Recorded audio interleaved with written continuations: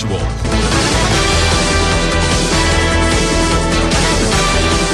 Coming up in the nationwide world at noon for this afternoon, Tuesday, October 27, 2020. Human rights lobby group Jamaicans for Justice, JFJ, is pleading with the government to allow stakeholder groups more time to review the NIDS bill. MPs along the south and western belt of the island say farmers across the country have taken a battering from torrential rains at the weekend. Starting next month, Jamaica will provide health insurance coverage to all the island's visitors with an international passport in light of the prevailing COVID-19 pandemic. In international news, an explosion at a religious school in the northwestern Pakistani city of Peshawar has killed at least 7 people and wounded 109 others. And in sports, West Indies batsman Marlon Samuels under heavy fire on social media over expletive-laced tirade against England's Ben Stokes. The details after the break. If it's news, it's got to be Nationwide 90 FM. With the details, I'm Marjorie Gordon. Human rights lobby group Jamaicans for Justice is pleading with the government to allow stakeholder groups more time to review the NIDS bill. The government says it will table debate and pass the fresh legislation by the end of the year. This after the Supreme Court last year ruled that aspects of the controversial bill are in violation of the Jamaican Constitution and had declared the law null and void. Executive Director of JFJ, Roger Malcolm, says it welcomes the restarting of public discourse on NIDS and the government's commitment to send the bill to a joint select committee of Parliament, which will make submissions from members of the public. But he says the stakeholder groups should be given more time to have consultation on the bill. This is going to a joint select committee of Parliament, which is going to review the bill clause, and then members of the public will be able to also review the bill and come to opinions and make submissions before Parliament. Realistically, that's not really going to be feasible between November, which is the next week Monday, and December. It's 47 working days, and it's even dropped as yet. He says a reasonable time frame for consultations would be 2 months, excluding the Christmas period. He's also dismissing critics who say there's already been too many delays implementing a national identification system. We're not asking for a delay at all. We've been speaking about it for years, but we actually haven't had a bill available since we've been speaking about it. We're asking for whenever you decide to drop the bill for the public, give us more than a month and change over the Christmas to review it. But unlike in the first version of NIDS and all these previous discussion, create a meaningful public channel for feedback. NIDS version 1 had no public channel for feedback. Roger Malcolm, Executive Director of Human Rights Lobby Group Jamaicans for Justice. Now, farmers across the island have taken a battering from torrential rains at the weekend. This based on the assessment of some members of Parliament along the south and western belt of the island. Southeast St. Elizabeth MP Franklin Witter says farmers recovering from the prolonged drought recently to the impact of heavy rains on their crops is moving from one extreme to another. The farmers have taken a battering. We just came out of a prolonged drought in the earlier part of the year. So we are now from one extreme to another. A number of the farmers would have started to do their post-drought recovery because we had a reasonable amount of rainfall that was good between August and September. Farmers are really out there putting in the crops. And now the extra rainfall that we experienced over the last 2 weeks has totally destroyed all the crops.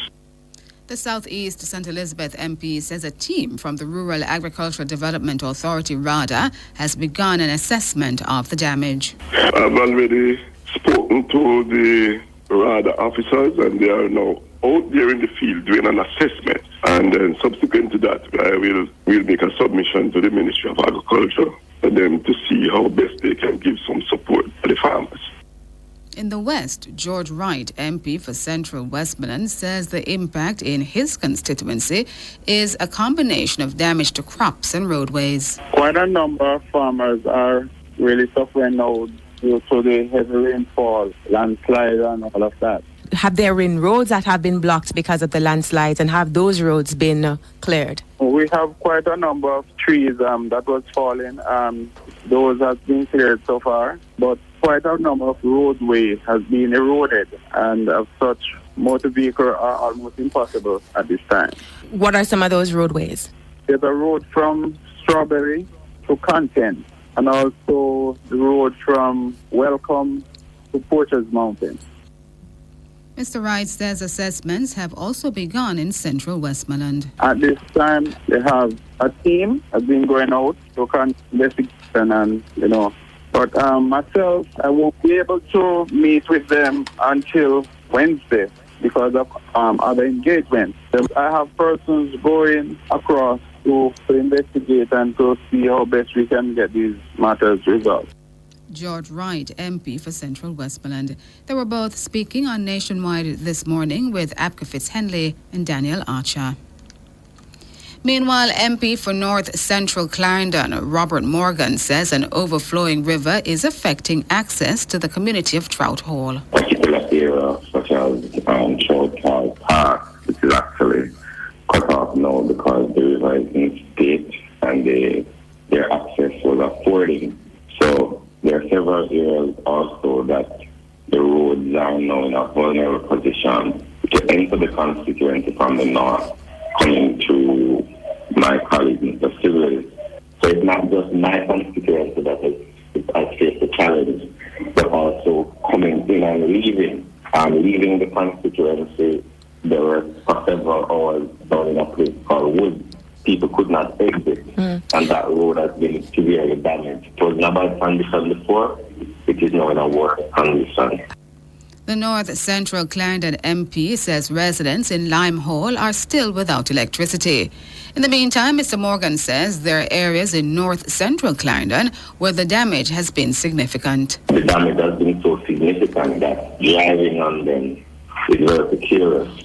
You have areas where there are landslides at the side of the road that makes it dangerous to drive on because you don't know when the rest of the road is going to fall. So those are some of the issues. So it's not just the clearing, but also the danger that's now apparent based on the undermining of the road, based on the fact that the water has dug out large craters in many sections of the road.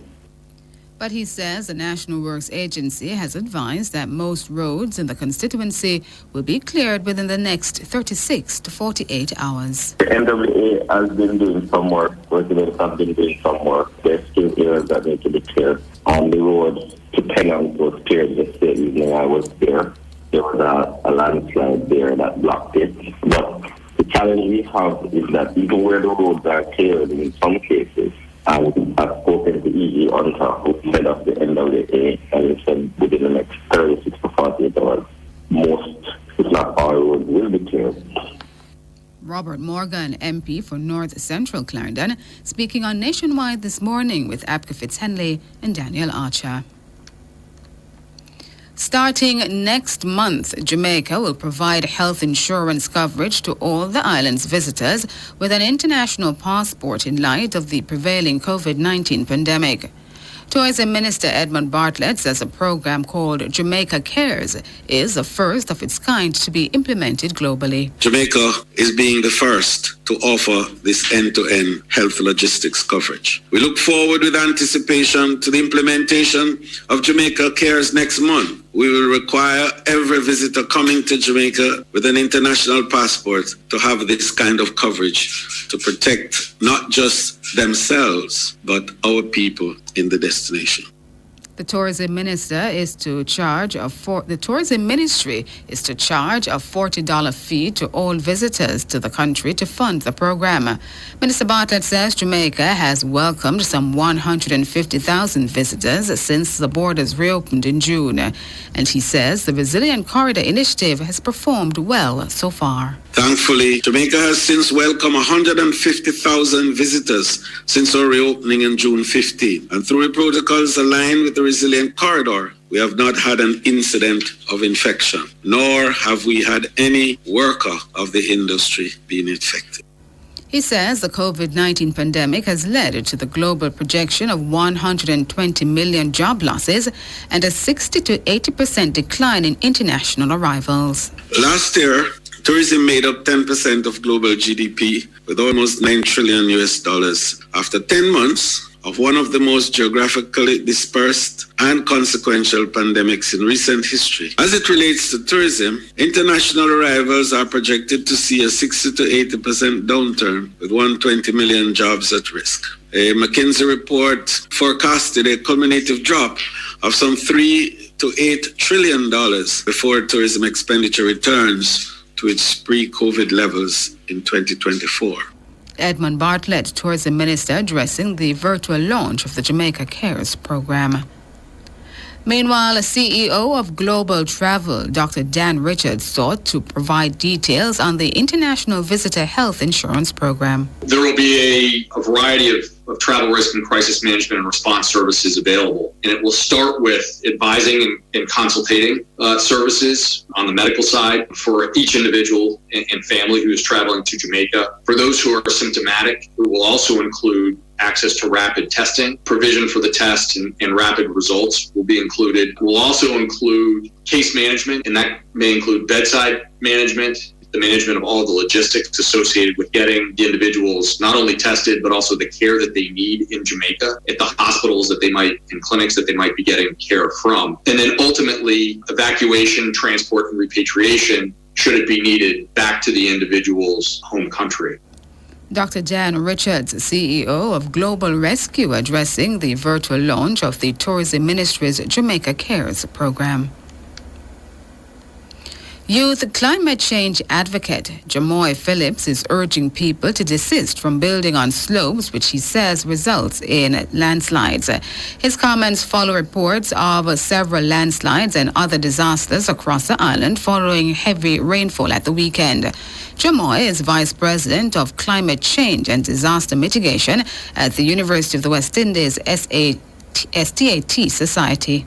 As a country, we haven't been making the best of decisions in utilizing our resources. We have slopes, and we're having persons building on slopes. That's something that should not have happened. So what we should be doing is finding plan solutions which can actually grow on these slopes that will limit landslides. Jamoy Phillips, Vice President of Climate Change and Disaster Mitigation at the University of the West Indies STAT Society. In the meantime, Caribbean climate activist and PhD candidate Janelle Tomlinson says more Jamaicans are being sensitized about the harmful effects of climate change. One of the things that I must say is that increasingly, I do think that Jamaica is coming on board. I wouldn't say that it's from a political kind of standpoint, but I do think that increasingly are focusing a bit more on the environment through the climate change division. There are lots of projects coming through the Green Climate Fund. There are lots of other initiatives that are coming on board and pushing the agenda. But she says, unlike other nations, no political party with a climate change agenda has emerged. The reason I think it hasn't come maybe from a political party, however, is there's this station and this narrative that as small island states, we contribute minimally to the problem, yet we are the ones who are going to be feeling the majority of the burden and the majority of the consequences. Isn't that on point, though? I think that maybe on that basis, while we are slowly seeing a lot more climate smart practices, we are going a little bit more into looking at the blue economy, looking at how we can incorporate climate smart agriculture. Janelle Tomlinson, Caribbean climate activist and PhD candidate. Overseas now, an explosion at a religious school in the northwestern Pakistani city of Peshawar has killed at least 7 people and wounded 109 others. Police and health officials say the blast occurred at a mosque, which also serves as a religious school for the local community, about 8:30 local time today. Peshawar Police Chief Muhammad Al Khan told reporters near the scene that students were reading the Quran when the explosion occurred. He says the initial investigation shows that 11 to 13 pounds of explosive material was used and that someone came and left a bag of explosives. It was not immediately clear how many children were among those killed or wounded, as the students gathered at the school included many who were adults. Speaking to a local television, the provincial police's bomb disposal unit chief said that the device used was sophisticated and involved a timed detonation. And that's the news. Sports is next.